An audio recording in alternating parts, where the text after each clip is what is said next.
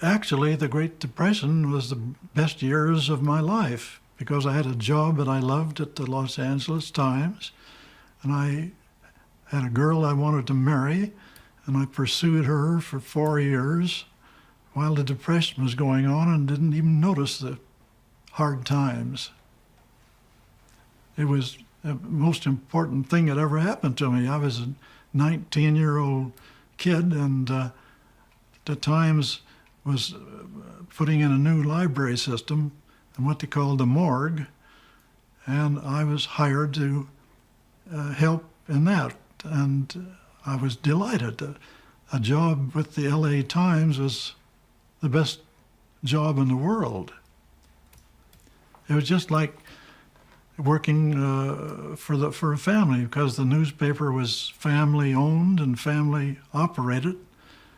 Harry Chandler took care of all of us on the staff like as though we were members of the family. His 3 sons worked right there with us, and his daughter Constance was a reporter.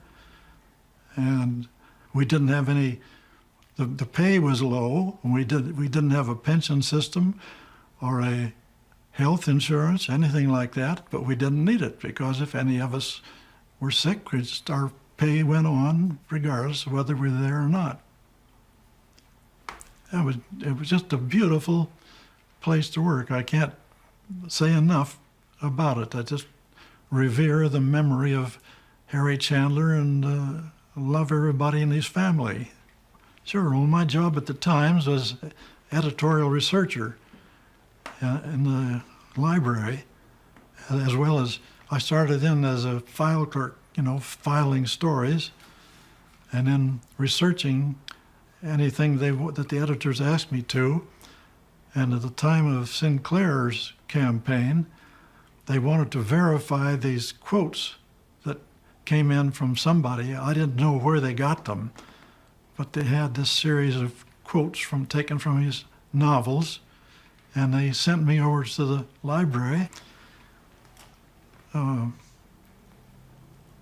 Times was running a series of quotations from Sinclair's fiction in boxes every day, and they sent me to the library to verify the fact that these quotes really appeared in the books that we mentioned.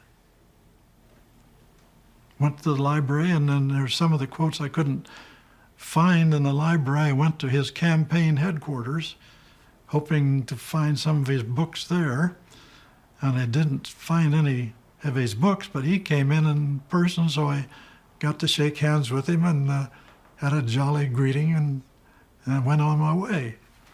I couldn't find some of these quotations at the public library, so I went to Upton Sinclair's campaign headquarters on Figueroa Street, hoping to find the literature there that I needed.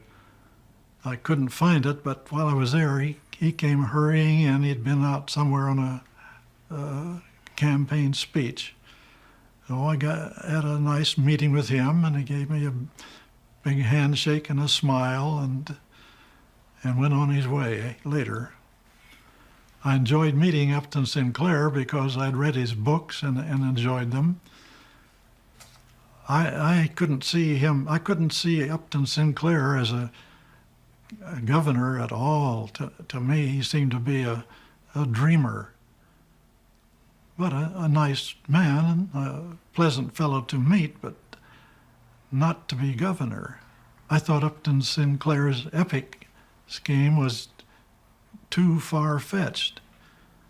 We already had the Roosevelt program in effect, and it was working, but Sinclair's scheme just didn't interest me. I thought Upton Sinclair's plan was just too far-fetched, and it would be dangerous for California. And as a person, he was a nice man, but he just didn't seem to me to be a governor. Well, for one reason, I suppose I was brainwashed in a nice way by my long-term work on the LA Times. Well, they were opposing him with everything they had, because the LA Times in those days was a house organ for the Republican Party. Yes, the Los Angeles Times was famous for its Republican conservatism, and every reader of the Times knew it, and they didn't expect to see any Democratic propaganda in the Times. Governor Merriam used to come to visit people in the Times editorial room. I'd met him there more than once. Almost every politician came into the city room at the Times one time or another, but he didn't appear there regularly. I don't know why Governor Merriam was in the city room, but we all assumed that he was there to see Kyle Palmer, who was our political editor and sort of a Republican boss for Southern California.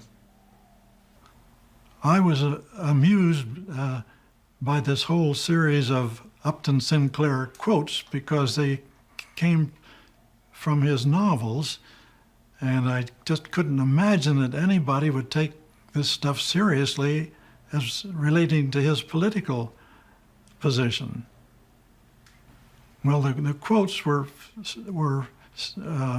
statements made by characters in these novels. They weren't Sinclair speaking himself, you know. And they ran under a heading and said Sinclair says this or Sinclair says that, but actually the quote was, you know, some character in a Sinclair novel denouncing somebody or some institution, and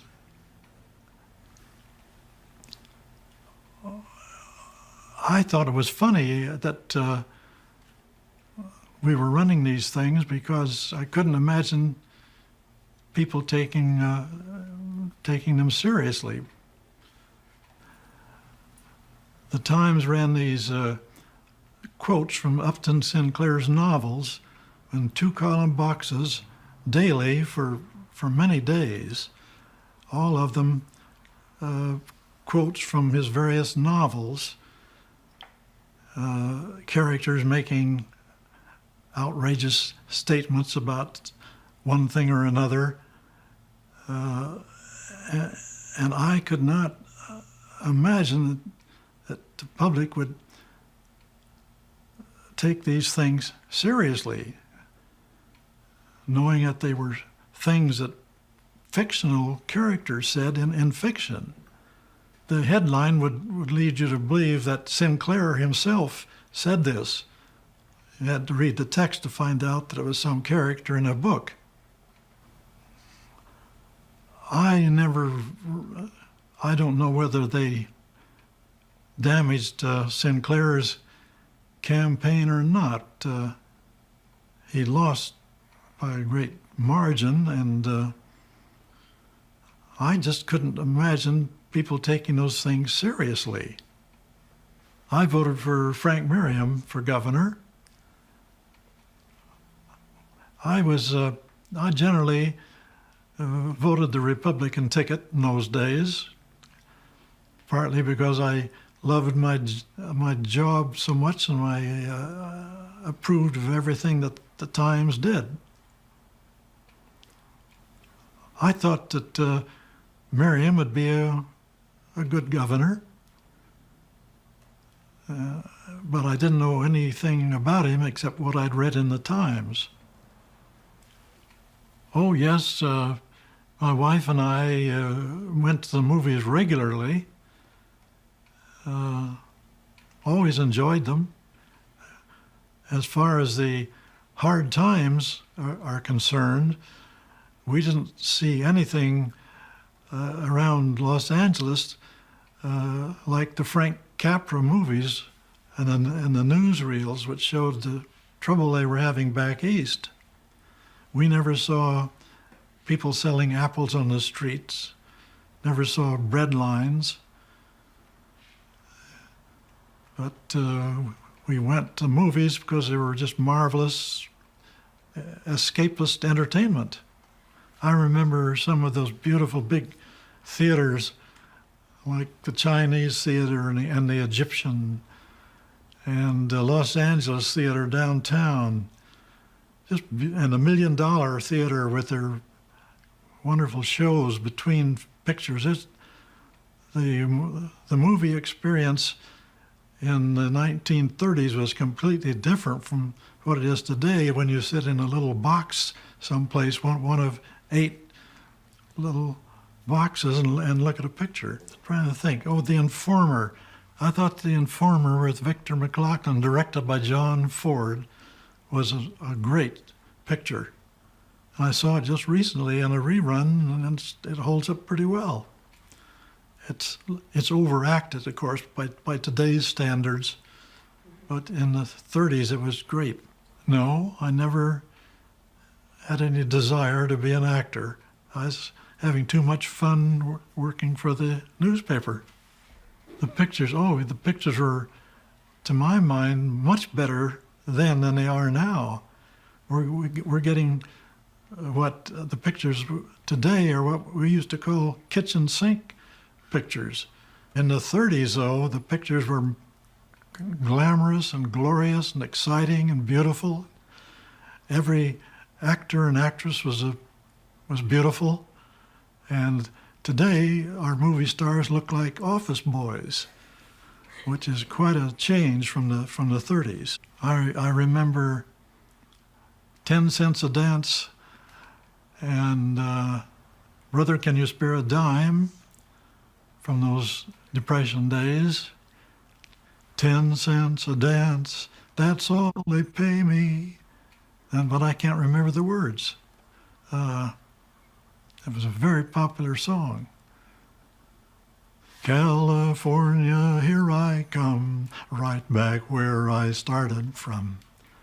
The flowers, I forget the words. I think songs and newspaper publicity and magazines and everything was heading people toward California in the 30s. And it was just California habit. They had real estate to sell out here, you know. I liked Franklin Roosevelt's NRA program because it got me a $5 a week raise at the Los Angeles Times. When NRA came in, if you worked 6 days a week, the employer had to give you at least $35 salary, and I was earning $30 when Roosevelt came in. And so I voted for Roosevelt, and NRA got me a $5 raise. The $5 a week raise that I got as a result of Roosevelt's NRA was a beautiful bonus, because my wife and I had been getting along very well on our $30 a week. And so $5 more was beautiful. $5 to buy enough groceries for a week. And today, of course, $5 just buys a couple loaves of bread. One thing I remember about the Great Depression is how wonderful the movie theaters were as an escape. They had these beautiful, large buildings, and you'd walk in to this dark foyer, and on the carpet that practically bounced, and have an usher with a little flashlight would lead you down to your seat, and the seat was also beautifully upholstered, and it was just a marvelous experience. You don't. That's people today don't experience that. Oh no, there were at work and at school both. I was always bumping into people who had something to do with the movie business, either brothers or sisters or cousins of people who worked in pictures. It was one of the large industries of the city, and it thrived all during the Depression. Not to anybody I know, but certainly stars were discovered. Like the most famous one, of course, Lana Turner sitting at a hamburger stand in Hollywood. Mervyn LeRoy saw her and gave her a screen test. That's the most famous one I can remember. I think in the 30s that James Cagney was probably my favorite star. And later on, I got to know him when I got in the magazine business and found out that he was the most popular actor in the studio, and in fact, probably in all of Hollywood. Such a remarkably fine man. Cagney liked people, and he's just a bright, hard-working, modest man, completely un-movie starish, you know. The Jungle, I remember The Jungle. It made an impression. The meat packing business certainly made an impression. A terrific novel of its kind, because it was well written and exposed what do you call it? A dangerous situation in the industry.